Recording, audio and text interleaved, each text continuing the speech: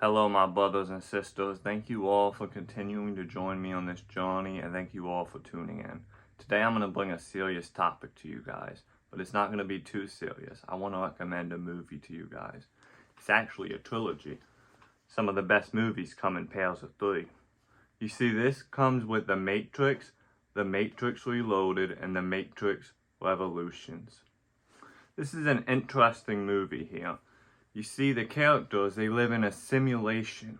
Everything has been designed by AI, by the machines that humans built one day take over the humans.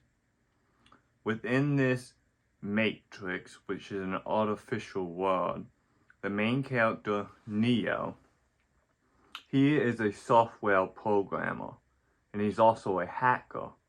He goes by the alias Neo. That isn't his given name in the Matrix. He meets Morpheus and Trinity along his journey, and they wake him up. Trinity.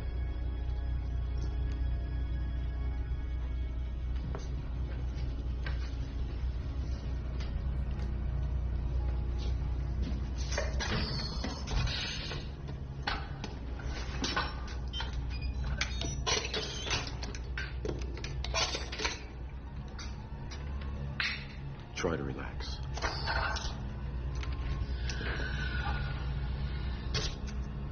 This will feel a little weird.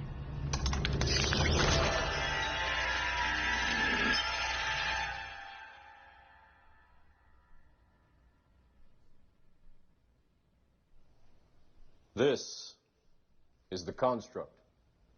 It's our loading program.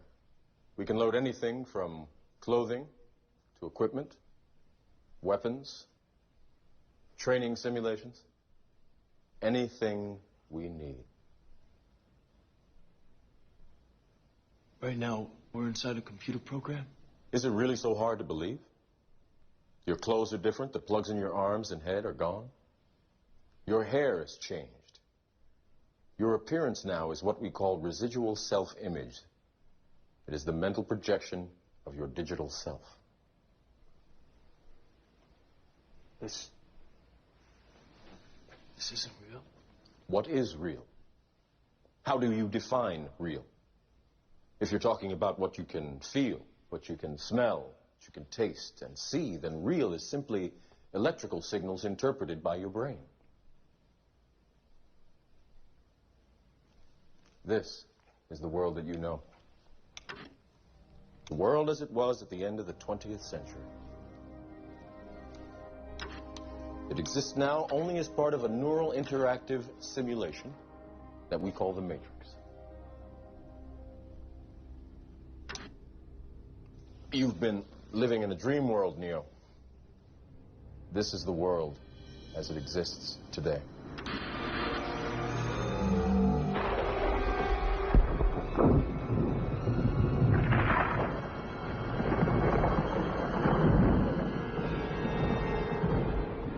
Welcome to the desert of the real. We have only bits and pieces of information, but what we know for certain is that at some point in the early 21st century, all of mankind was united in celebration. We marveled at our own magnificence as we gave birth to AI. AI? You mean artificial intelligence? A singular consciousness that spawned an entire race of machines. We don't know who struck first, us or them, but we know that it was us that scorched the sky. At the time, they were dependent on solar power, and it was believed that they would be unable to survive without an energy source as abundant as the sun. Throughout human history, we have been dependent on machines to survive. Fate, it seems, is not without a sense of irony. The human body generates more bioelectricity than a 120-volt battery and over 25,000 BTUs of body heat. Combined with a form of fusion, the machines had found all the energy they would ever need. There are fields Endless fields where human beings are no longer born. We are grown.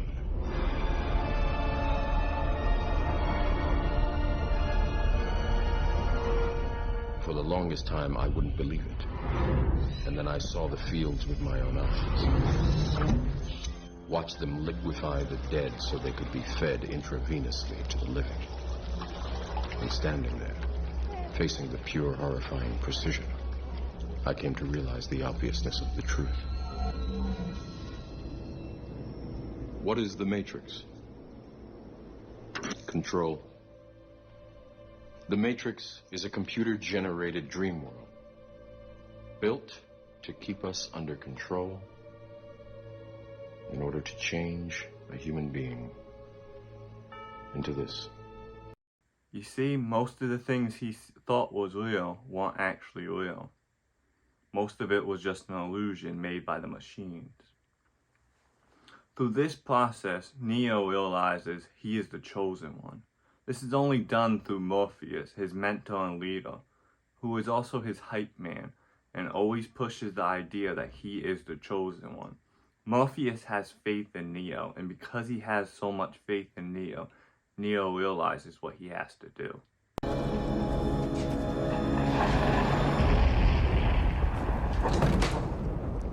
At last. Welcome, Neo. As you no doubt have guessed, I am Morpheus. It's an honor to meet you. No. The honor is mine. Please, come, sit.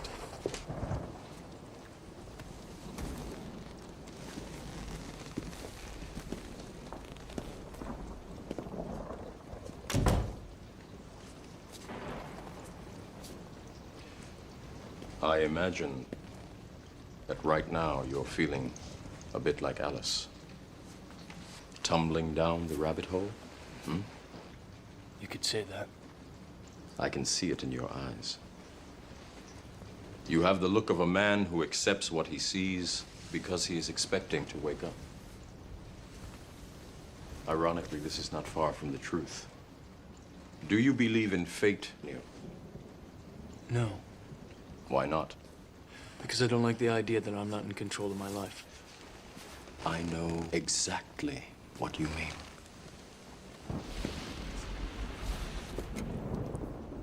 Let me tell you why you're here. You're here because you know something. What you know you can't explain, but you feel it. You felt it your entire life, that there's something wrong with the world. You don't know what it is, but it's there, like a splinter in your mind, driving you mad.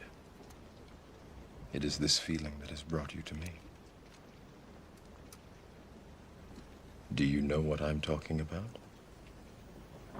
The Matrix. Do you want to know what it is? The Matrix is everywhere. It is all around us. Even now, in this very room. You can see it when you look out your window or when you turn on your television. You can feel it when you go to work, when you go to church, when you pay your taxes. It is the world that has been pulled over your eyes to blind you from the truth. What truth? That you are a slave, Neo. Like everyone else, you were born into bondage, born into a prison that you cannot smell or taste or touch. A prison for your mind.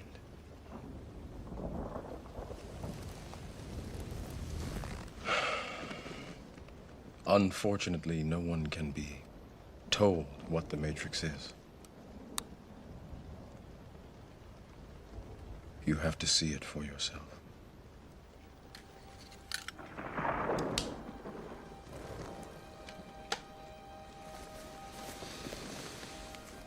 This is your last chance. After this, there is no turning back. You take the blue pill, the story ends. You wake up in your bed and believe whatever you want to believe. You take the red pill, you stay in Wonderland, and I show you how deep the rabbit hole goes.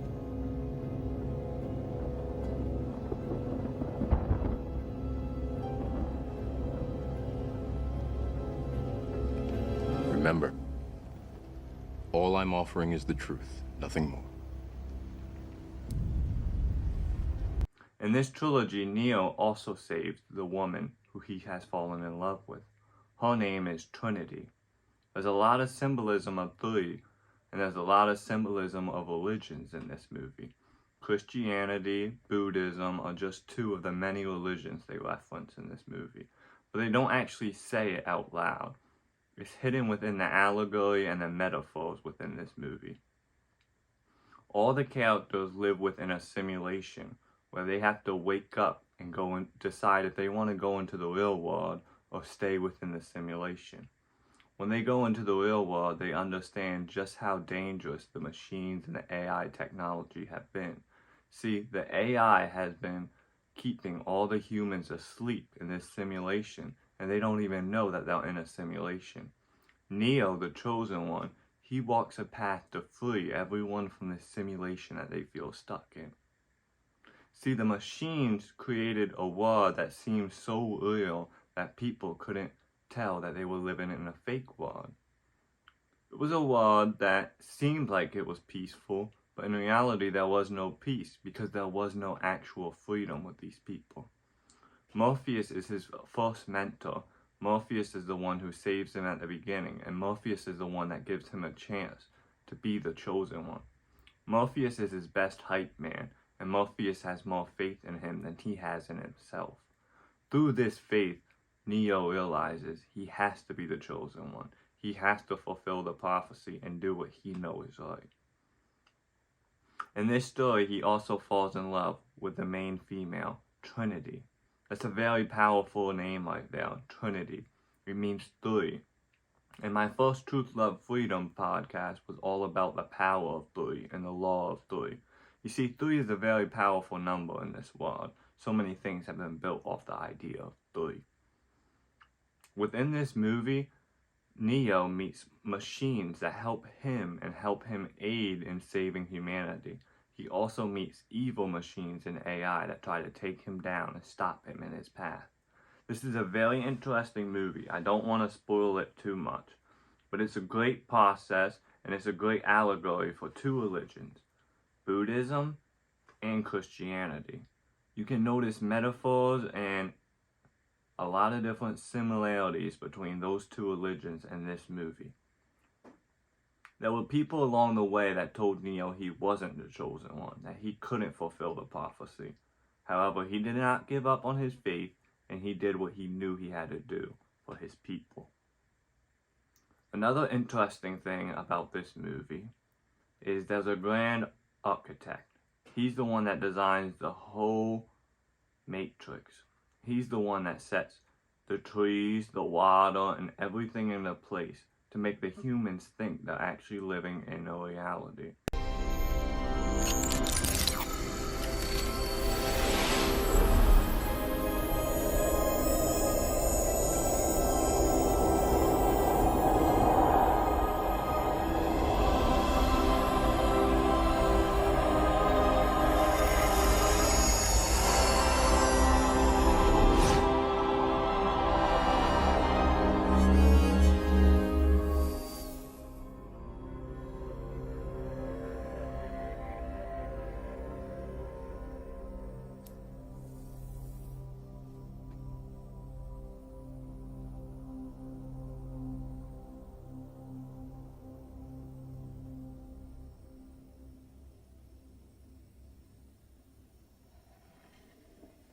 Hello, Neo.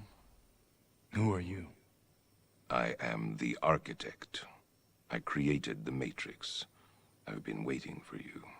You have many questions, and though the process has altered your consciousness, you remain irrevocably human. Ergo, some of my answers you will understand, and some of them you will not. Concordantly, while your first question may be the most pertinent, you may or may not realize it is also the most irrelevant. Why am I here? Your life is the sum of a remainder of an unbalanced equation inherent to the programming of the Matrix. You are the eventuality of an anomaly which, despite my sincerest efforts, I have been unable to eliminate from what is otherwise a harmony of mathematical precision. While it remains a burden assiduously avoided, it is not unexpected, and thus not beyond a measure of control, which has led you inexorably here. You haven't answered my question. Quite right. Interesting. That was quicker than the others. Others? How many? Others? What? Answer me. The Matrix is older than you know. I prefer counting from the emergence of one integral anomaly to the emergence of the next, in which case this is the 6th version. 5 ones before me. 3. There are only 2 possible explanations. There were 5 ones before me. Either no one told me, Or no one knows. Precisely. As you are undoubtedly gathering, the anomaly is systemic, creating fluctuations in even the most simplistic equations. Control me! I'm gonna smash you to bits! Kill you! You can't make me do anything, white prick! Choice. The problem is choice. The first Matrix I designed was quite naturally perfect. It was a work of art, flawless, sublime, a triumph equaled only by its monumental failure. The inevitability of its doom is apparent to me now as a consequence of the imperfection inherent in every human being. Thus I redesigned it, based on your history, to more accurately reflect the varying grotesqueries of your nature. However, I was again frustrated by failure. I have since come to understand that the answer eluded me because it required a lesser mind, or perhaps a mind less bound by the parameters of perfection. Thus, the answer was stumbled upon by another, an intuitive program, initially created to investigate certain aspects of the human psyche. If I am the father of the Matrix, she would undoubtedly be its mother. The Oracle. Please. As I was saying, she stumbled upon a solution whereby nearly 99% of all test subjects accepted the program as long as they were given a choice, even if they were only aware of the choice at a near unconscious level. While this answer functioned, it was obviously fundamentally flawed, thus creating the otherwise contradictory systemic anomaly that, if left unchecked, might threaten the system itself. Ergo, those that refuse the program, while a minority, if unchecked, would constitute an escalating probability of disaster. This is about Zion. You are here because Zion is about to be destroyed. Its every living inhabitant terminated, its entire existence eradicated. Bullshit. Bullshit! Denial is the most predictable of all human responses. But rest assured, this will be the 6th time we have destroyed it, and we have become exceedingly efficient at it. The function of the One is now to return to the source, allowing a temporary dissemination of the code you carry, reinserting the prime program. After which you will be required to select from the Matrix 23 individuals, 16 female, 7 male, to rebuild Zion.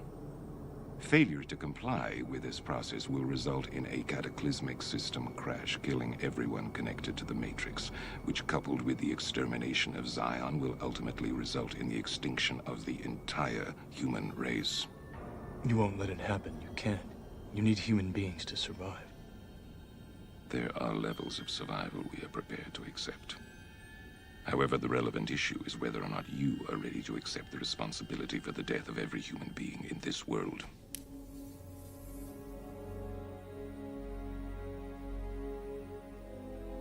It is interesting reading your reactions. Your 5 predecessors were, by design, based on a similar predication, a contingent affirmation that was meant to create a profound attachment to the rest of your species, facilitating the function of the One. While the others experienced this in a very general way, your experience is far more specific, vis-a-vis love. Trinity. Apropos, she entered the Matrix to save your life at the cost of her own. No. Which brings us at last to the moment of truth, wherein the fundamental flaw is ultimately expressed and the anomaly revealed as both beginning and end. There are 2 doors. The door to your right leads to the source and the salvation of Zion. The door to your left leads back to the Matrix, to her, and to the end of your species. As you adequately put, the problem is choice. But we already know what you are going to do, don't we? Already I can see the chain reaction. The chemical precursors that signal the onset of an emotion designed specifically to overwhelm logic and reason. An emotion that is already blinding you from the simple and obvious truth.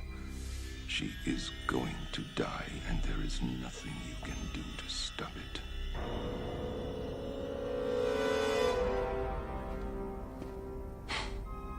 Hope. It is the quintessential human delusion, simultaneously the source of your greatest strength and your greatest weakness. If I were you, I would hope that we don't meet again. We won't. But it goes deeper than that. Like I was saying, the software engineer, whose original name wasn't Neo, but takes the name Neo after escaping the Matrix, realizes he has to free all the people from these machines that hold them hostage and use humans as energy devices. Neo is the one that can see the Matrix as it really is. He sees the world as a bunch of code. Through this process, he's able to stop the bad guys, and maybe he's even able to save the day. I can't give you that spoiler. You gotta watch the movie for yourself. Thank you all for tuning in. I highly recommend watching The Matrix. I know a lot of older people have watched it. I was put onto it at a very young age, but a lot of the youth are missing this very powerful movie. This is a very powerful trilogy here that tell a really good story. And if you don't get to the second two movies, you should at least watch The Matrix, because that's a full movie in its own. Thank you all for tuning in, and I hope you all have a great day.